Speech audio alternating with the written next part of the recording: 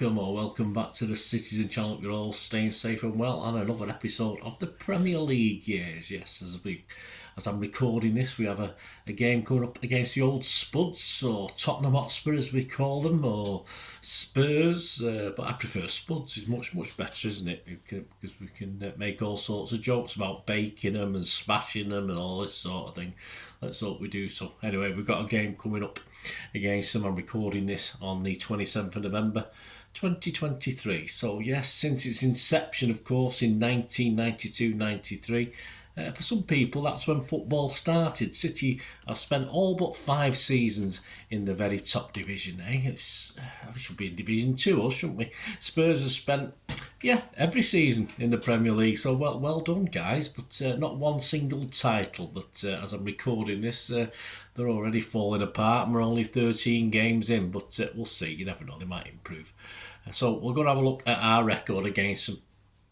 Our very first game and recent games, and how we've done against them. That's what the Premier League years is all about, and a little look back at our very first meeting in the Premier League with Spurs at Main Road. Didn't turn out too well, but very odd, but we'll talk about that in a bit. Please, if you're new to the channel, push that subscribe button, push the bell notifications, everything City past and present. This is a City past, of course. Great to have you on board. Let's share us your memories. That's what it's all about, the City history stuff I do. So share us your memories. Great to hear from you. And I'll try and answer every query you put to me. And of course, if it just needs a little thumbs up, like I hope you give this vlog, a little like, I will do that as well. So here we go. 3rd of December 2023 will be our 27th time we've played them at home. In total, our Premier League record against Spurs, I'll call them Spurs, I'll be kind to them, I won't call them Spuds, stands at played 52. This is overall home and away. Won 17, drawn 7 and lost 28. So we're struggling a little bit against Spurs. We still have a good record. If you look at back in time, actually, I think we're dead level at the moment. So, but obviously the Premier League years, but we're still playing catch up. At home, we played them 26 times, straight down the middle with this one. We won 11, drawn 4 and lost 11, although we outscored them 47 goals to 35, so that's not too bad. Unlucky for some 13, not for us. Our last 13 league meetings at the Etihad, we've done very well. Won 9, drawn 1 and only lost 2, so that's even more impressive. So recent form, we're catching them up, aren't we? Overall, 35 goals scored and 16 against. Our highest fixture, of course, was back on the 24th of November 2013, so 10 years ago, almost to the day that I'm doing this. It was a 6-0 win, of course. Navas weighed in with a couple of goals. A Sandro own goal. Aguero got a brace as well, and Negredo got the other one. And last season, of course, it was City 4, Spurs 2. It didn't look that way at half time, did it? 19 for the first. 2023, so only this year as I'm recording this. City was second. We played 18 on 39 points. Antonio Conte's Spurs were 5th, played 19 with 33 points, so they were 6 points behind us. We were 2-0 down at half time, if you remember, with goals on 44 and 47 minutes. The first from Kulusevski, and Emerson got the other, both from City errors at the back. But a rejuvenated City bounced back in the second half. Poacher Alvarez on 51 minutes. 53 minutes Haaland. It's 2-2 after Rodri had headed it back to him. Mahrez beat Lloris at the near post to make it 3-2 on 63 minutes. And we rounded it off and sort of put the game to bed in the 90th minute with a neat Mahrez chip over the keeper. Our 11 that day: Ederson, Lewis, Stones, Akanji, Aki, Rodri, Gundo, Grealish, Mahrez, Alvarez and Haaland. Our subs: Bernardo replaced Gundo on 81 minutes, Walker replaced Lewis on 83 minutes, and on 90 minutes Diaz came on for Haaland. Spurs team that last year, which might be 1 or 2 changes this year. Lloris, Emerson, Romero, Davis, Dyer, Perisic, Bentancur, Pierre-Emile Hojbjerg, Kulusevski, Son, and of course Harry Kane. There'll be none of him this year. Ryan Sessegnon came on for Perisic. Yves Bissouma came on for Bentancur, and Clement Lenglet came on for Ben Davis, and Richarlison became on for Emerson, of course. Stats, yes, 16 shots for City, 6 on target, 9 for Spurs, 3 on target. We have 59% of the possession. And we won on XG as well. Our XG was 2.55, theirs was 1.14. So let's look back, let's go back in time. Let's go back to the 28th of November 1992. So literally, almost to the very day, 31 years ago, I was there at Main Road. It was, of course, Peter Reid's City. We'd played 16, 25 points. We were in 6th spot. We're doing well. Spuds were below us. Doug Livermore was the manager. There's a name that you wouldn't normally think of as a Spurs manager, would you? Doug Livermore. They'd played 16. We're on 19 points. So we're 6 points behind us. And of course, they were down in 15th. So yeah, we shouldn't have really lost this, should we? But we did. The game at Main Road ended 1-0 for them with a crowd of 25,486. I think there's some ground improvements going on at Main Road at the time. Our line-up, City's line-up, Colton, Brightwell, I think that was David, I think that was Ian Brightwell, Phelan, McMahon, Curl, Hill, White, Sharon, Quinn, Simpson and Holden. The subs, Gary Flitcroft got on, and we didn't use either Reid or Marcus, and of course he was still classed as a player manager, but he benched himself a lot of the time. Spuds have got, Spurs, come on Bernard. Torsvet, Edinburgh, Austin, Samways, Mabbott, Ruddock, Howells, Barnby, Naeem from the halfway line. Sheringham, Watson, subs, Makundi, Moran and Walkie. Probably, what am I about the halfway line? But if you're around at the time, you'll know, guys. Over to the late, great, of course, Paul Hintz for his match report taken from the Manchester Evening News. Don't tell Manchester City that Spurs are a cavalier soccer side with a soft centre.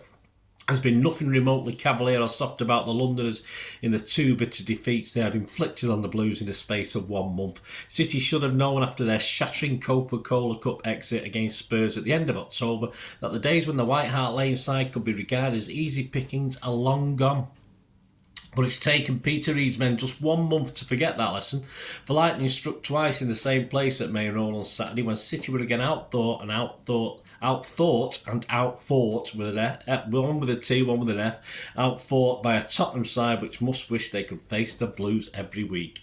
The Main Road faithful may well have gone home feeling shortchanged by what they saw as ultra-negative tactics. Frankly, that's an insult to Spurs. If getting men behind the ball when you have lost possession and working your socks off for each other is negative, then it's a charge the Londoners will gladly plead guilty to. The blame for another lacklustre, forgettable afternoon at Main Road lies fairly and squarely on the shoulders of Manchester City. With home advantage and 4 straight Premier League victories under the belts, the Blues should have been in the mood to take on and conquer the world. The Main Road men were in a mood, all right, one which manager Reid won't want to see repeated if he stays at the club until he qualifies for his pension. No. To be blunt, the Blues were awful. Ineptitude was a header. They didn't so much lose to Spurs as beat themselves with a horror show riddled with careless mistakes and appalling passing, coupled with a total absence of wit and venom which had taken them to the fringe of the championship chasing pack. It's a clear indication of City's ineptitude that Spurs keeper Eris Torsvet had to save only twice. The first was to brilliant parry a fierce shot close range volley from the otherwise anonymous David White midway through the first half. The second was to smother competently a firm snapshot from Big Niall Quinn 10 minutes later. And when you've said that, you've said it all, for before and after those isolated incidents, the sickly looking Blues didn't generate enough penalty box electricity to light up a 40-watt bulb. Spurs, on the other hand, could and should have added to Reid's embarrassment. White Hart Lane strikers Terry Sheringham, Nick Barnby both spurned gilt-edged chances as the Blues shirted defenders stumbled around. It's true that the visitors enjoyed a massive slice of luck when a shot going nowhere from youngster Kevin Watson flashed into the bottom corner off the head of fullback Terry Phelan, but it was no more than Spurs or Manchester City deserved. Yes, Peter Reid's final words on this one. He wasn't very happy, I don't think. That was an unacceptable performance from a Manchester City side, and I've left the players in no doubt how I felt. Spurs worked hard and are well organised, but our own shortcomings let us down. We looked hesitant and nervous all over the pitch, and our passing was terrible. You would have thought we had lost the last 4 games, not won them. Yet the form guide from Paul Hintz, Colton got a 7, Bright Whitewell a 6, Phelan a 5, M.E.N a 7, Keith Curl an 8. He was man of the match as far as Paul Hinch was concerned. Hill got a 6, White got a 5, Sharon got a 5, Quinn got a 6, Simpson got a 5, and Holden got a 5. Not good, is it? And he said about man of the match, Keith Curl, one of the few main road players to live up to his reputation in one of City's most disappointing displays of the season. Just as a matter of interest, around the FA Premier League, here's some other scores from that day. Arsenal 0, Manchester United 1, a Hughes goal won that for them, 29,739. Aston Villa 2, Norwich 3 in front of 28,000, I think it is, 637, bad print this one. Blackburn 1, QPR 0 in front of 15,850. Shearer scoring for Blackburn, who else? Ipswich 1, Everton 0, 18,000 there. Liverpool 5, Crystal Palace 0, attendance 36,380. Of course, City 0, Tottenham 1, 25,496. Nottingham Forest 1, Southampton 2, 19,942. Letitia scoring one of the Tottenham Southampton goals there. Oldham 4, Middlesbrough 1, Oldham, 12,401 were packed into Boundary Park. Sheffield United 1, Coventry 1, 15,625 were there. And yes, the biggest crowd of the day, I'm only joking guys, Wimbledon 1, Sheffield Wednesday 1 in front of a crowd of 5,740. A Vinnie Jones goal in the last minute saved Wimbledon's blushes. So there you go guys. The season, of course, would see turnarounds for that. I'll give you the positions before for Spurs and City. Spurs eventually finished 8th on 59 points, and City, yes, Mr. Peter Reid was getting worse by the season. City were one place below Spurs in 9th on 57 points.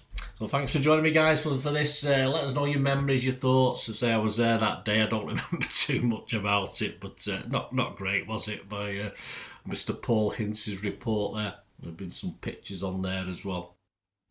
So we enjoyed that little look back. In, of course, our look at City versus Spurs, the Premier League years, and they'll probably one next year as well, if these are popular, which I hope they are. Thanks for watching, guys. Let me know your thoughts and memories, especially about this game. If you've got anything to say, were we that bad? I don't know, I can't remember, but I'm sure Paul Hinz wasn't far out. We like to criticise us when we're not very good, and we like to probably criticise us when we are good, don't we? But there you go. Thanks for watching, guys. Until we meet again, well, that's one thing, don't I? Please stay safe, Blues. Come on, City. Bye for now.